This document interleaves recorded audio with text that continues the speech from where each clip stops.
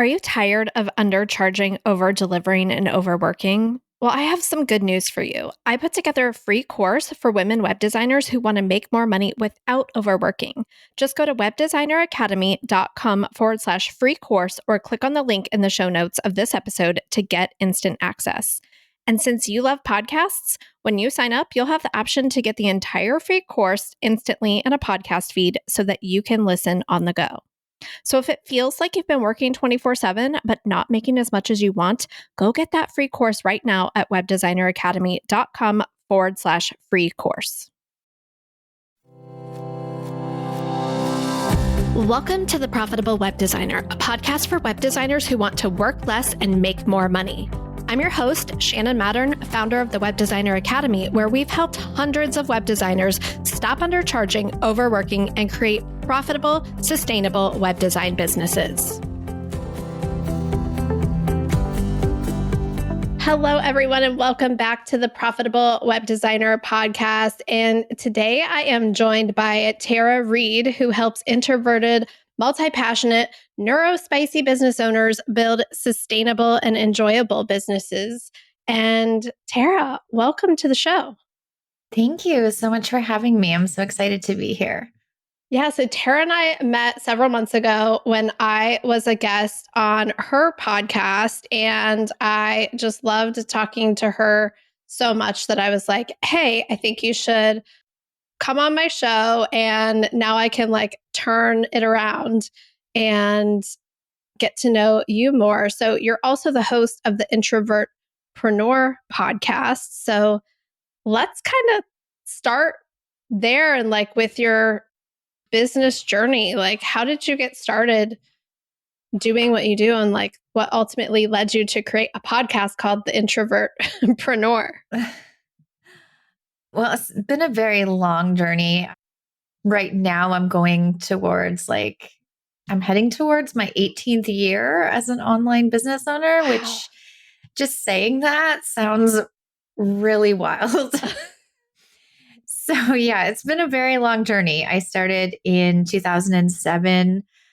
My first business was a handmade jewelry business. And then through that, I kind of found my love of helping other business owners. And I moved more into services. I started as a virtual assistant and then really found my people once I started to not pretend to be somebody else. And I was like, I'm an introvert and I need to accept that and love that about myself. And that means that I'm going to do things differently when it comes to running my business and how I show up and how I market. And I really want to help other introverts learn that there are other ways to do that and hear some voices that they can relate to. Because, as introverts, we're not always the loudest in the room. So most of the loud voices we hear in how you can grow a business, how you market your business is typically more extroverted advice. Yeah. So what were some of those things that you did in the early days before you were like, I just get to be me and it's okay and I can be successful, going against what all the extroverts out there are telling me to do? What were some of those things that you were doing at the time that you no longer do? Oh gosh, I think what didn't I do? It was I tried everything and I did everything that I was being told that you had to do. A lot of that was heavily focused on social media because that's where you can attract people, where you can get clients. So I forced myself to do that. I forced myself to do reels. I did everything, went live, and it was exhausting to me. I was and not only was it exhausting, it didn't work because it was obvious that it wasn't the real me. It was I was pretending to be somebody else. And so it didn't work. And it was just draining my energy. And I got to the point where I was like, if this is what it takes to build a business online, I'm done. I'm not doing it anymore. So that was really the turning point where I decided, okay, let's go back to what I actually love to do and actually what I have experience with. So I was already trained in SEO. I was already trained in website design. That's actually what I went to college for. I was like, why don't I use some of these skills and things that I'm really passionate about and figure out ways that I can show up that don't totally deplete my energy. So it took me quite a few years, but I actually totally left social media in June of 2022. And I don't miss it at all. So we talked back in the spring, and then social media is something that like I've never taught in any of my programs because like you, I don't love it. I feel fake. I feel like I have to, there's character limits, there's time limits, there's all of these strategies for like, you got to like use the hook. Like there's all of these things that you're supposed to do to make social media work that are the opposite of how I write, how I talk, how I think, how I connect with people. So I'm right there with you. So in the spring, I also noticed that like my biggest hang up with creating reels or creating any kind of like live content on social media at the time was like, oh, I'm just like crap talking myself. As soon as I turn on the camera, like, you're not good enough, this, that. I was like, that's actually a problem that I want to solve. So I was like, okay, I'm going to go about solving this like negative self talk problem. And I'm going to power through and I'm going to like find a way to still do all these things that everybody tells me that are going to work for me if I would just do them because blah, blah, blah, blah, blah. And I create a system and I do all the things and I check all the boxes and I make all the reels without all the negative self talk. So, check, that's a good thing. I'm happy about that. But like at the end of that, I still felt exactly like what you described. I'm like, I still feel drained. I still feel inauthentic. I still feel like I don't want to do this again. This is not fun for me at all. I look forward to podcast days. I'm energized when I'm done with interviews. I love writing content. Like there are so many other things that I love. And so many times on my journey, I'm like, oh, but like I'm missing out on this thing here. So I should probably try to do that again. And then I divert all this energy and resources to it just to find out again that it's not the right thing for me. There is a question behind all of this, I swear. What made you decide finally in 2022 to be like, I am done with that game, like with all of that? What was that decision like for you? Because I'm like 1 inch away from that. Yeah, it is scary to make that decision because there is that kind of fear of like missing out. You know, you're like, even when I do, like, we put together this mastermind group and we just had our first call, and, or like at a summit and there's an event and everyone's like, drop your Instagram in the chat. And I'm like, I don't have Instagram.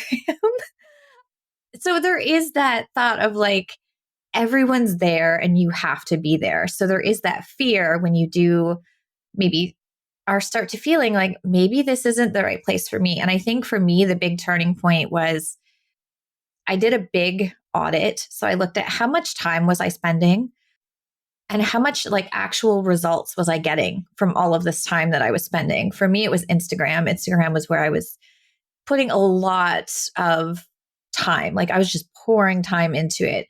And I really looked at the number, like how many people are actually coming from Instagram to my website? Like, I don't really, like, yeah, engagements and making connections are great, but how much actual traffic is coming to my website or getting on my email list or getting into my community from Instagram? And looking at those numbers, it was so low. I'm like, my time is better spent elsewhere. Like for me to, in the time I was spending on Instagram, I could write 4 blog posts that week instead that will get me hundreds of people for the next few years coming from Google search.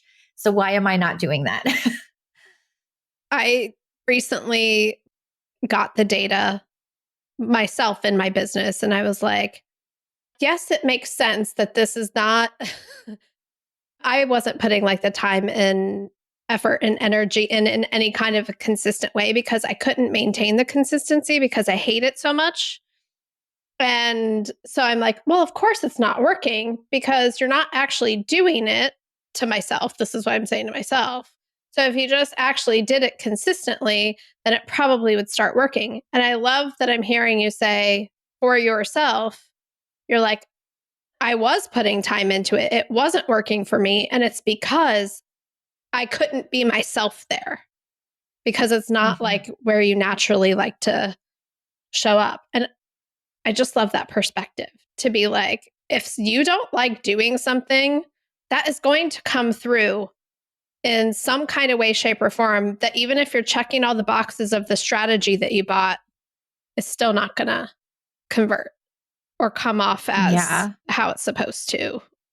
And I think a big thing too is a lot of people, they're like, oh, but my audience, like Instagram's their platform. That's where they're hanging out. So I have to be there. I have to force myself. And I always say, like, just ask yourself, is that the only place they're hanging out? Probably not. Maybe they're also Googling. Maybe they're also on Pinterest searching. Like, they're probably not only on one platform. Your audience is probably on a lot of different platforms and you can connect with them in a lot of different ways. So if you're thinking that you're stuck on a platform because that's where your audience is, they're probably somewhere else too that you can connect with them. And there's probably a lot less noise in the other methods and platforms. And if you actually enjoy showing up, it's going to be a lot easier for you to be consistent and make those connections with your audience versus forcing yourself to stay somewhere because you feel like you have to. Yeah. I just think about, I do have a lot of friends or business friends that love Instagram. They love TikTok. They love consuming content there. I don't even consume content there. So, like, for me to even try to create content for a platform that I don't consume content on, like, that's extra challenging. But I also think to think that, like, yeah, if my ideal clients are there, I don't have to be there too. They can still talk, like, connect with each other about topics that I talk about or other people talk about without me having to be there. So I just love that you took that bold step and that you're like you're okay with not being there. And Mhm. yeah, I just find that very inspiring. What are some of the other things that you just like put down and you're like, this is not for me. I'm done with this? I think another big thing that I've done recently is a lot less, like, I really needed more white space on my Yeah. calendar. So I have definitely like stepped away from anything that requires a specific time for me to show up, just because I think too, it goes back to your values. Like, two of my really big values and like reasons for why I wanted to build a business is for freedom and flexibility. Yeah. So if I have a calendar that is just nonstop, fully booked, back to back, like live things or calls or like coaching clients, I'm like, this is not serving me in the way that I want my business to also serve me. And so that was something that I had to change in the last year of like, how can I still show up, still connect, still help people without it being such a rigid schedule. So for me, like, I do Voxer office hours now for my main program instead of more calls. That is much easier for me. And actually, that program is for introverts. So I feel like they like that more so than having to show up on a Zoom call as well. So it works out perfectly for both. I also then introduced like weekly audits so they can submit something in a Airtable form and I just record. I'll usually do them in batches. So I just sit down for an hour once a week and do all of the audits and critiques. And then they get an automated email back with the link to watch it at their convenience. So that kind of asynchronous support and ways to show up, that has been definitely a game changer for my business. We structure our program that way too. And it's like, I was having this conversation with one of my colleagues the other day. I was like, I can't remember exactly no, my copywriter. We were talking about this. And I was like, I left a very rigid corporate job that told me where I had to be, what I was allowed to wear, how I was allowed to wear my hair, like what clothes I could, like it was just ridiculous. What room I had to be in, like if I had to be in my office or like just all of these rules that felt so ridiculous and arbitrary. And I was 35 when I started my side hustle web design business. And I'm like, I'm 35 years old and I'm being told that I can't take time off to like go on vacation or I can't leave early because I don't have a reason other than I want to leave early. And I'm like, then we go off as business owners and we recreate all those same harsh, rigid, toxic, for lack of a better word, structures in our own Mhm. business. And we like set things up that way and just repeat that all over again. But we don't have to. I think that's one of the beautiful things. I love that you were like, you need white space. You need to be in charge of your own schedule. And all of our clients don't want to be somewhere be Mhm. somewhere sometime either. Like they want that freedom, that flexibility. And when they're working with us, they don't want to have to, like, I've been in programs where I've been told, like, you have to be on camera, you have to be ready for the day, you have to be like with good lighting and a microphone and whatever if you want questions answered. And I'm like, what? Like, what? That is absolutely ridiculous. Like, who, so I just think that that's something that I want everyone listening to this to hear is like, you get to design your business around how you Mhm. want your life to look. When you were talking about the restrictions of like corporate, I flashed back to my last regular job. And oh my gosh, if I put my phone, because we had like a phone that we had to like enter codes, like if we were away from our desk, and there was one for bathroom break. And if you were like gone for more than 2 minutes, they'd be like looking for you. I'm like, I can't even go to the bathroom for 2 minutes. Like, what is this? Yeah. But that's kind of like ingrained in us from like early on. I feel like that we have to, that, in order to be, and it's also kind of like the hustle culture, in order to be successful, you need to like work 40 to 60 hours a week and you have to like schedule breaks. And that just is not at all what I want my day to day or business to look like. So, I love that you have like deconstructed this for yourself. And going back to your like journey, you were doing virtual assistant work and that type of thing. When did you decide to really start working with other business owners and other introverts to kind of do this type of thing for themselves? so it kind of happened in like a slow, gradual thing. I feel like with my first business, my handmade jewelry business, I was kind of like in that handmade space with other business owners who were creating a handmade business. And because I had that SEO background, people were asking me questions and seeing me as an expert in SEO and like how to like rank on Etsy or Amazon Handmade or on their own website in order to get more traffic. And then I started offering that as a service on the side of my jewelry business. And then I found I really love that. And I kind of shifted more into that. And then when I created my first course, I fell in love with that. So it was a very slow, gradual shift. I feel like almost over a decade. So, how do you work with clients today? So today I only work one on one with like two clients, and I call it a marketing director role, but it's kind of like marketing director slash implementer. Like I do entire launches, I create new products, do the email marketing, content creation, basically anything I say except for like video editing because I'm not a video person.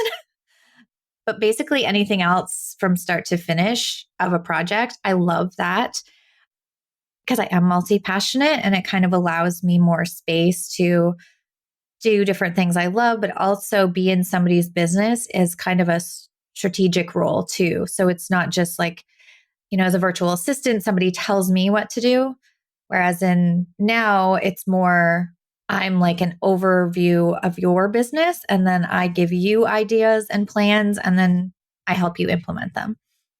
I love that difference because it feels like, especially for freedom, flexibility, and all of the things that you value, you can do it as a virtual assistant and learn how to manage your clients and set boundaries with them and all of those things. But when someone is delegating to you, it's a little more challenging than when you're like, hey, guess what? I'm running this show and Mhm. you're creating the plan, creating the schedule, deciding when you're implementing things. I think just kind of stepping into that like consultant role gives you so much more freedom. Mhm. And more ownership. Yeah. I like that side of it. It's like I have more ownership over what is happening, what I'm getting done, when I'm getting it done. So yeah, because as a virtual assistant, I definitely took on way too much. So that was another learning lesson when I switched fully into services, was about setting boundaries, not taking on too much, managing time. Like that was a whole other big learning lesson too before. So yeah, there's been a ton of learning lessons along the way. I feel like for me, the whole journey, there's like a new one every day, almost like Yeah, a new lesson pretty every day. much. Yeah. Oh my gosh. And then, so with service providers, you just do some like, is it fractional marketing operations? Is that like a fair term? Like you're kind of like part-time marketing director for a couple of different companies?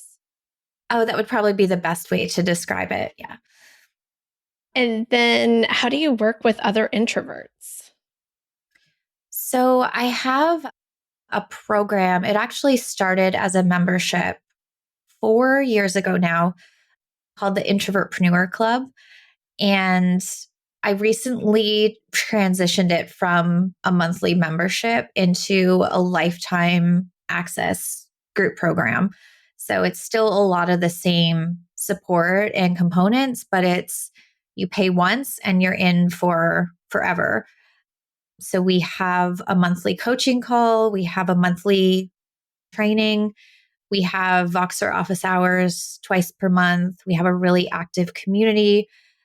I do quarterly challenges that everyone seems to really love, and actually with some pretty awesome prizes. Like I just did one, the first place prize was that if you get the most points in this challenge and you get first place, that person got an email added to my evergreen email sequence. So any new subscriber is going to get that email for at least a year that features their business. That's awesome. So what are some of the types of things that you all work on together in that room? There's a lot. So we definitely focus a lot on marketing. So I talk a lot about email marketing. That's my number one marketing method, nurturing method, how I build my audience. It's really my email list. And then also SEO, Pinterest. We do talk a little bit about social media and kind of how you can do it in a less energy draining kind of way if you are not ready to leave it or you do want to dig into it a little bit more.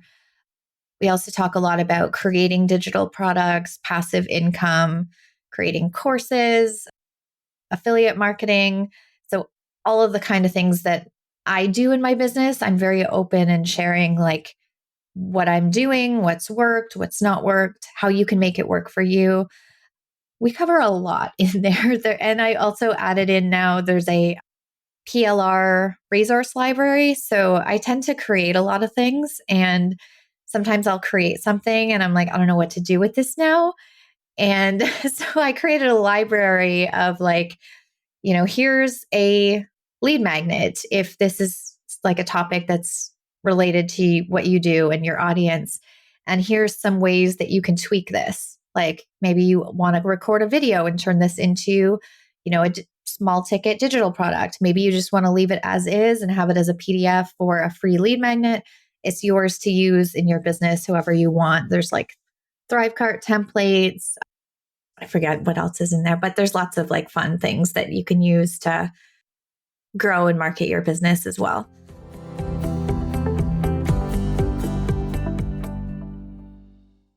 Okay, web designers, let's talk about the C word, creative burnout. You're working on a site for a really big client, but between resourcing, feedback, tight budgets, and even tighter deadlines, it doesn't make the cut. Wix Studio helps close that gap so you can deliver your vision with less friction. Built for agencies and enterprises, you get total creative control over every last pixel. With no-code animations, AI-powered tools, reusable design assets, advanced intuitive layout tools, and a Figma to Wix Studio integration, you can design the way you want to and deliver when you need to. And if you're worried about that learning curve eating into time you don't have, don't be. Wix Studio is intuitive by design, so your entire team can hit the ground running. For your next project, check out wixstudio.com. That's wixstudio.com.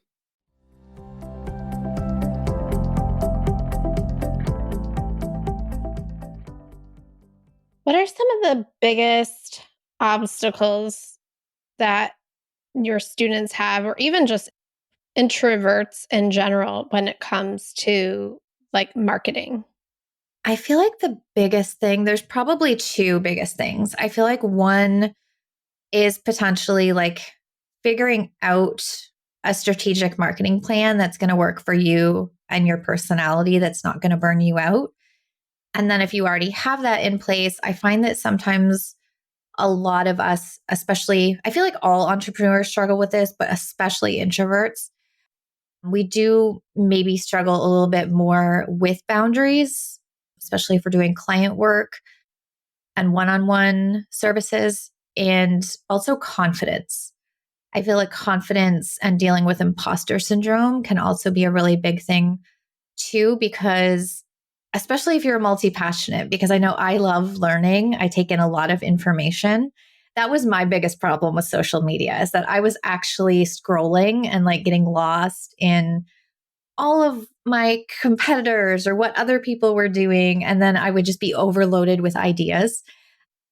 And then you get into, okay, now I'm paralyzed in this place because I'm like have decision paralysis. I don't know where to move forward with my own business, and my own brand is getting diluted because I've just taken in so much information. So I think those are probably some of the biggest challenges. I'm curious about like figuring out a strategic marketing plan that like works for you. What are some of the steps that you lead people through to kind of wade through like, okay, like what's authentic and natural to me that I like versus what have I been like, kind of what's gotten in because of all of the things I've been scrolling or consuming that I think I have to do because I see other people doing it. Like, how do you help people kind of get that like clarity, I guess, for lack of a better word? Yeah, I think the biggest thing I would recommend is first doing an audit. So I've used the Chrome extension rescue time just to see like, where's my time actually going? Because I think a lot of times we get lost in what we're doing when we're marketing or working or like consuming content. So I've set that up for a week just to track like, where exactly is my time going? Like, especially if you get to the end of the day and you're like, I have no idea what I did today. Like, that's going to give you a real good picture of where your time is going. And then you can look at, okay, what am I doing right now to bring in sales, clients, traffic? Where is it actually coming from? And how much time have I dedicated to those things? So this is kind of like what I did when I finally made that decision. Like I wanted to leave social media for years before I actually took a look at everything and made that final decision. So I think using your data is going to be really key, and almost like giving you permission to let go of some things that you're maybe doing that aren't serving you, and give you that permission to focus on other things that maybe you haven't been putting a lot of time and energy into. because you just haven't had the time. You've been focused on other things. But that will work better for you and your personality. So for me, it was really like, okay, I'm going to ditch all social media. I'm just going to put a post up. I think it's still up there. It's like, this is goodbye. If you want to connect and get on my email list, that's where I'm going to be. And then I really started to think about, okay, my email, now that I'm focused on email is going to be my number one place. I want everyone to get on my email list. How can I make my email perform better? And that means that, I had to make a goal of I need to be emailing more. Like right now, I'm emailing probably 3 to 5 times per week, no matter what. So even if I'm not launching or doing anything, I'm still emailing 3 to 5 times per week. I have an evergreen email sequence, which once somebody signs up for something and they go through the initial however many email sequence, then they're added to this long-term sequence, which right now I have it's like 6 months of weekly emails. And so I know that even if I have a week where I'm like, oh, I'm behind on emails, I don't have anything written, at least that is still going to be going out and still going to be nurturing, potentially making evergreen sales for me. And then, of course, I have the podcast as well. So I think there's a thing that you need to think about in terms of marketing. It's like, I look at it as like, there's 2 buckets. There's one that is like, this is where I nurture people. For me, that's email. And then there's the bucket of, okay, so how can I get people into that first bucket where I can nurture them? And so those methods are the podcast, blogging, SEO, Pinterest. And that then they kind of all work together. And I think so when you start to piece it out like that. Oh, also, almost forgot. There's the third bucket. So the third bucket is kind of like a quick win kind of method. So a lot of the things I talk about is like email, blogging, SEO, Pinterest. Like these are all more long term. So if you just did things like that after coming from social media, it may be discouraging because you're not going to see that quick, like, oh, I got 30 likes on this post. And it can kind of get discouraging. So I do recommend having at least one quick win strategy too. So this could be being a guest on other people's podcasts. It could be participating in bundles or being a speaker at virtual summits. It could be just having affiliate partners that you're regularly updating, something that gives you a quick burst of new people into that first bucket where you can then nurture them. I love how you think about that, how you talk about that, because I do think there's like the allure of those like launch explosion, quick win strategies. But then looking at the time that it takes, that it's, I almost feel like it's like you put a bunch of money in the slot machine, but you put way more money in than you're ever going to get out of it, And it's just like you just Mm-hmm. keep feeding the machine. And every so often you get like, ooh, I just like that post did really well, but like the other 100 that you put all of your time into didn't do well. And so it almost like kind of keeps you hooked. And what I hear you saying is like, there are other ways that you can create those quick wins without social media. And I was even thinking as you were saying that, it's like those have longevity beyond social media. Like, even if Mm-hmm. they are a quick win strategy for you to like be a guest on someone else's podcast, like you are today, that's going to get a flurry of people coming to your website now, but it's also going to get people coming in the future because as new people find this podcast, your episode is going to always be there.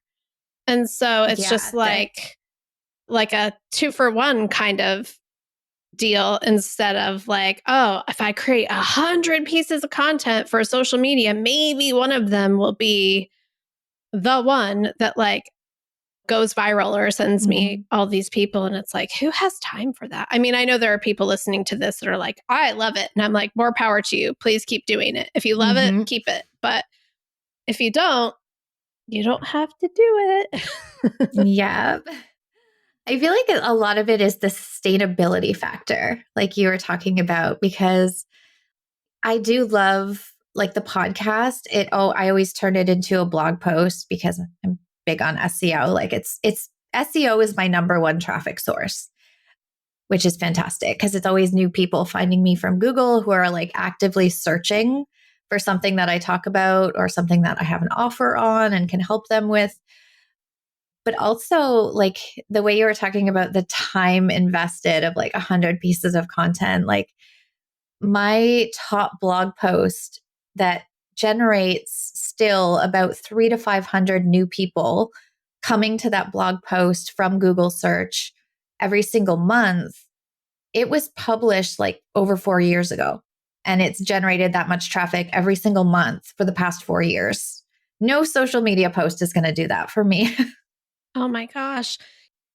So, SEO is something that I have totally neglected in my business. I knew I had been neglecting it, and simply for reasons that I was not spending my time like on social media, but just spending my time on the wrong, not even going to say the wrong things, other things in the business, and knowing like, I know I'm creating a ton of content and I'm not optimizing it at all. I'm just nurturing with this content to people who are already here, but I'm not Mhm. doing anything to it to optimize it so that new people can find me. And just in the past month, I've been working with my team to actually go back and optimize all of that content for getting new people in the door. And I would much rather spend my time there. And I'm like writing pillar content based on all of the concepts that we talk about on the podcast and things like that. And that is so much more fun to me than trying to like, Mhm. I don't know, write an Instagram caption and figure out what to, it just does not come naturally to me. But it's really interesting because I think about like, oh, I've created all this content. I've neglected SEO, but that doesn't mean I missed my opportunity. Like it's all still there and I Mhm. can do it now and I can start benefiting from it in the future. And I don't know. I was just thinking about that. Like it feels good to know that I didn't like just waste it all. Like it's all still there, just waiting for me to do something with it. Mhm. Yeah, that's the beauty of like content that's not so. I mean, with social media, you could like grab old content and like repost it if it was like a year ago. But I feel like with blog content or podcast content, like the opportunity for SEO, because so many people don't spend a lot of time on SEO, I feel like in a lot of entrepreneurship spaces. And like anytime I've had somebody fill out, like when I used to do SEO services and they'd fill out the form, and one question is like, who would you say are some of your like top 3 to 5 competitors? Every single time they would give me their 3 to 5 competitors, I would look and like do competitor research. And none of those competitors were optimized or like focused on SEO at all. So I'm like, this is a great opportunity for you. You can get in front of all these, the people that you see as like your big competition for anyone searching in Google. And I think too, like, I think about intent. Like if I'm searching, I'm searching. But if I'm scrolling, I'm just scrolling. Mm-hmm. Like I don't know that I'm even know what I'm looking for if I'm scrolling. I'm just like passing time, seeing what shows up in my feed, seeing what piques my interest. But I feel like my intent, and I say that as if I scroll, like I don't, because I don't even like want to, I don't like to I'm a pass time that scroller, so way. I get it. Yeah, I'm just not. But like searching, I'm like, I am on the hunt for like Mm-hmm. the thing that is going to like solve this problem or fill that need or like whatever. And I just think, yeah, it's just really, really powerful. I bet it's just like a huge sigh of relief to all of the introverts out there to be like, oh, wait, I can just like do the things I like and stop doing the things that I don't. And this all just gets easier. I mean, is it that simple? Like, what are some of the things that like come up when that realization happens for your clients.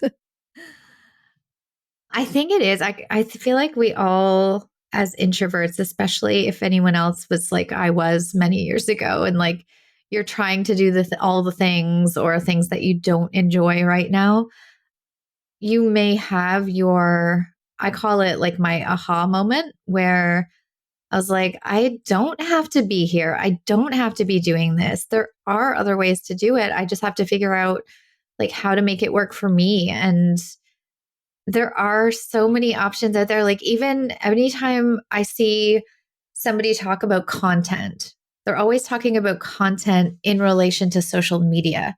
And I'm like, there are so many other forms of content. Why is it always related to social media? Yeah. We teach relationship marketing in our program. It's like you need a web design client.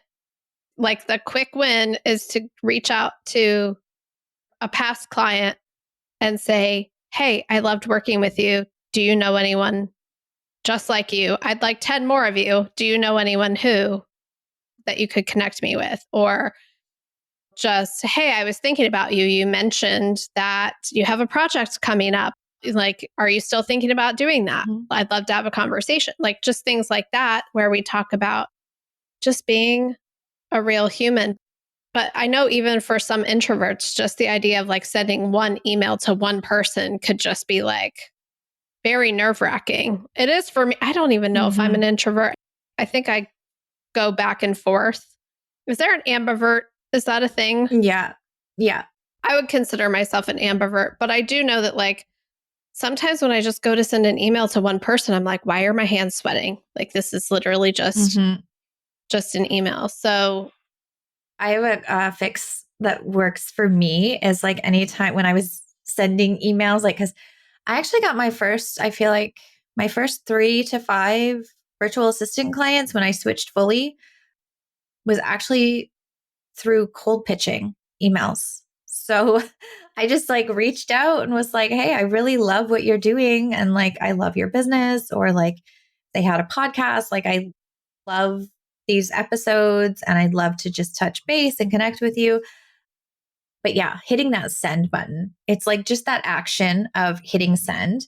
So I would actually schedule them to go the next day. So then I wasn't actually like sending and I knew it was going off. I would just be like, okay, schedule for tomorrow. And that just made it a lot lighter for me and easier.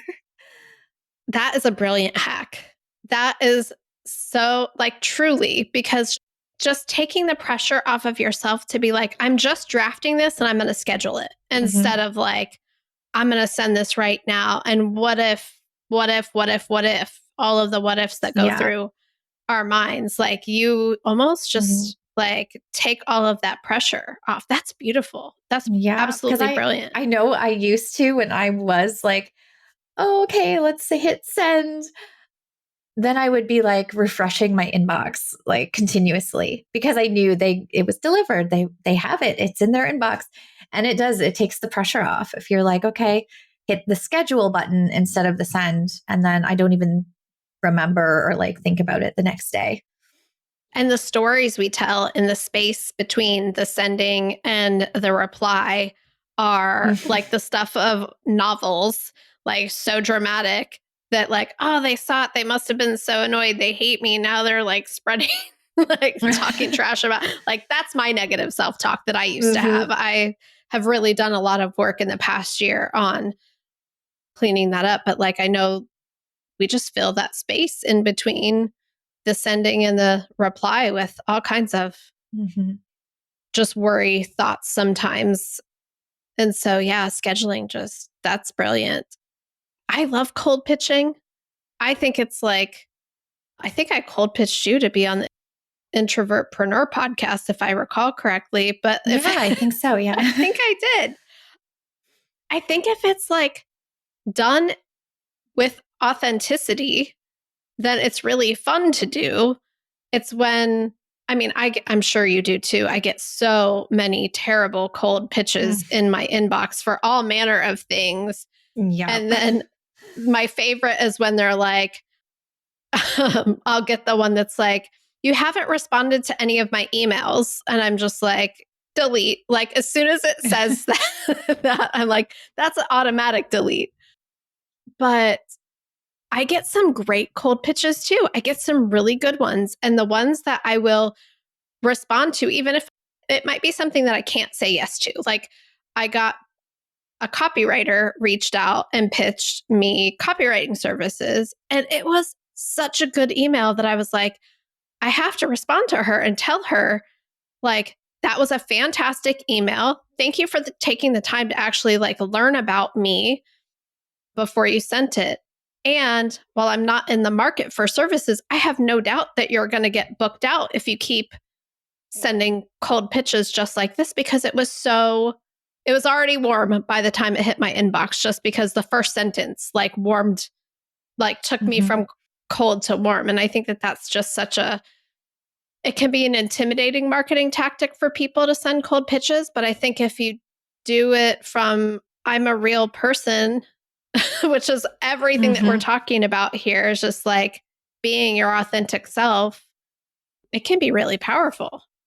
Yeah, which I do feel like a lot of introverts kind of would excel at that if they gave it a shot, because we are so good at listening and understanding other people, because we are like, we listen more than we talk. So I feel like we would be really good at cold pitching, because we can like think about who this person is that we're writing to, what they need. Like we can focus on them versus like, hey, I offer all these services and I do this. Like instead of like, it's more. And I always ask myself, like, even though I'm not like cold pitching for clients now, I still like cold pitch like for collabs. Or like a couple of years ago, I hosted a course creator virtual summit, and there was someone who had a really big audience, Facebook group, podcast for course creators. And I was like, oh, I would really love to like collab with them in some way, or like see if they'd be interested in being an affiliate and promoting the conference. And so I just sent a message on actually Facebook Messenger, I think. I don't even think I did an email. And I was like, hey, I'm just touching base. And I deleted what I wrote 3 times before I finally hit send. But the thing I had to say to myself, and I say this to myself a lot, is what's the worst that's going to happen here? They're not going to reply. They're going to say, I'm not interested. Like that's worst case scenario. It's not like a life or death situation here that we make in our heads. It's like, what is the worst that's going to happen? It's actually not that bad. And the best thing actually happened, that we collaborated and shared it. His huge, like 20,000 Facebook group of course creators shared the conference several times, which was amazing. So I'm so glad I asked. And even if someone is like totally mean to you, that says more about them than it says about you. You know, like that's the other thing. It's just like the worst fear is that someone's going to write something back to be like, stop spamming me, or like something like that, you know, and you're just like, that says something about them. That's their thing. That's not your thing. And that's just, you know, if you continue emailing, yes, now you're spamming them, but I'm sure you wouldn't do something like that. Can you think back to like your earlier, I know it's 18 years ago, but from now, what's one belief that you've had to change about yourself along the way to get to where you are today? Oh, that's a really good question. I feel like the biggest thing for me was realizing that I didn't have to change myself. And this was not just business wise, but like this also made a huge impact in my personal life as well. Like, I feel like as introverts sometimes, and this was the case for me, like even when I was a child, like, oh, you're so quiet. Why are you so quiet? Why? Like it's talked about in a negative way. And we internalize that and we take that and we're like, okay, there's something wrong with me. And I need to force myself to talk to this person. I have to force myself to go to this networking event. I have to force myself. And life shouldn't be about forcing yourself every day to do things that you really don't want to do. I do think, like, I have a podcast episode called Don't Push Yourself Outside Your Comfort Zone, because we hear all the time, push yourself outside your comfort zone, which is great advice sometimes. I do feel like as introverts, sometimes we may have to push ourselves. Like, I did an in-person mastermind last week. I had to push myself to do that, but that's not something that I want to do every week. That's not something I even want to do every month because it would be very energy draining and exhausting. So I do think you should push yourself, but not every single day or too far outside your comfort zone where you're so uncomfortable that there's no changing it whatsoever. So I think that was the big thing, is being an introvert is not something that needs to be changed. It's not something that means that there's anything wrong with you. It is just who you are, and you need to love yourself for who you are. And the people who are going to connect with you and resonate with you are going to find you. I feel like once I made that shift in my business, it just exploded. And I think it's really because I was now me. I was not pretending. I was not trying to put on this shiny false image of who I was. I was really just, this is me, take it or leave it. Like, if you connect with people who have more of a bubbly, outgoing personality, that's fine. There's lots of those people, but that's not me. And I'm very upfront about that. So just knowing that you're not for everyone, and it's absolutely okay. That is so good. And I think that is a perfect spot to wrap up this conversation. Can you share with everyone where they can go to learn more about you, your offers, the podcast, all of the different ways that you can help them? Yeah, definitely. So my website is thetarareid.com. I have a free resources page where I have a ton of freebies. Probably the best one, if you've resonated with this podcast episode, I have a free training, the 4 marketing methods for introverts. So it goes into Pinterest, email marketing, blogging, and social media in a less social kind of way. And I also have an everything page on my website, so you can actually see all of my offers, because I do have a ton of different offers available. Awesome. I will link up all of that in the show notes. And it was such a pleasure talking to you. Thank you so much for being here. Yeah, thank you so much for having me. It was so great to connect with you again. Hey, so are you finally ready for some help to make the next 12 months your most profitable yet? We're currently accepting applications for the Web Designer Academy, and we're so excited to see if you're a good fit to work with us so that we can help you to stop leaving time and money on the table and create a profitable, sustainable, fulfilling web design business that you love. Simply go to webdesigneracademy.com/apply to get all of the details and find out how you can get exclusive access to our advanced training on how to make the next 12 months of your web design business your most profitable yet. I can't wait to see your application. Bye.